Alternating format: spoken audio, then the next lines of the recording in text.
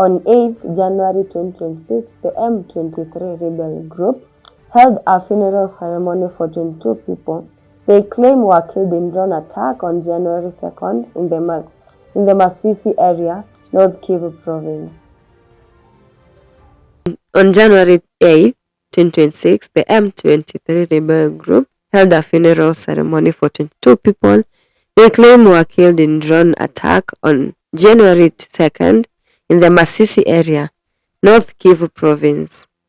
M23 says the attack targeted their positions and that all the victims were civilians. The ceremony was attended by M23 leaders, religious figures, and hundreds of relatives of the deceased at Unit Stadium in Goma. Coffins and graves were brought from Masisi, and some of the victims were buried at the stadium due to insecurity and poor road conditions. Medical staffs in the area reported that many people were injured in the attack. The event took place amid ongoing fighting in the eastern Congo, where M23 and government forces continue to clash alongside many other armed groups. The Congolese government rejected M23 explanations, calling the ceremony propaganda and strongly criticizing the way it was organized.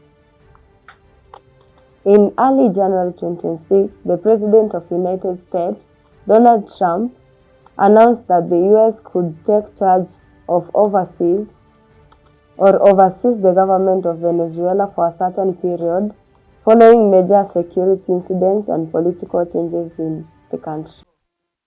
In early January 2026, the President of the United States, Donald Trump, announced that the U.S. could take charges overseas the governance of Venezuela for a certain period following major security incidents and political changes in the country.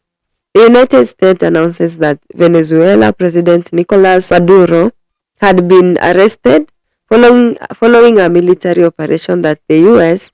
said was aimed at combating drug trafficking and terrorist groups operating in Venezuela. These events led to major changes in the country's governance, creating a leadership vacuum.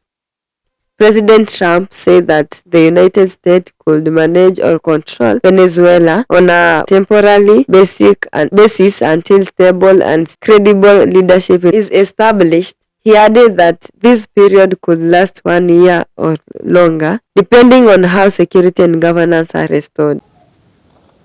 Rwanda accuses the UN of ignoring FDLR issue.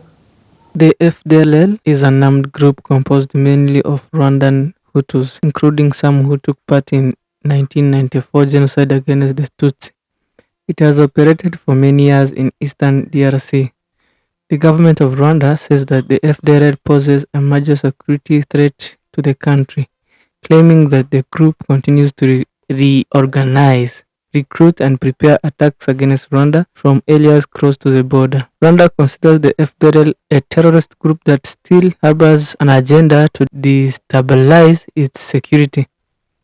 Rwanda accuses the government of the DRC and the Times of the UN of tolerating the FDLR. It also accuses the DRC government of tolerating, supporting or collaborating with the FDLR, saying that Kinshasa allows it to operate freely on its territory.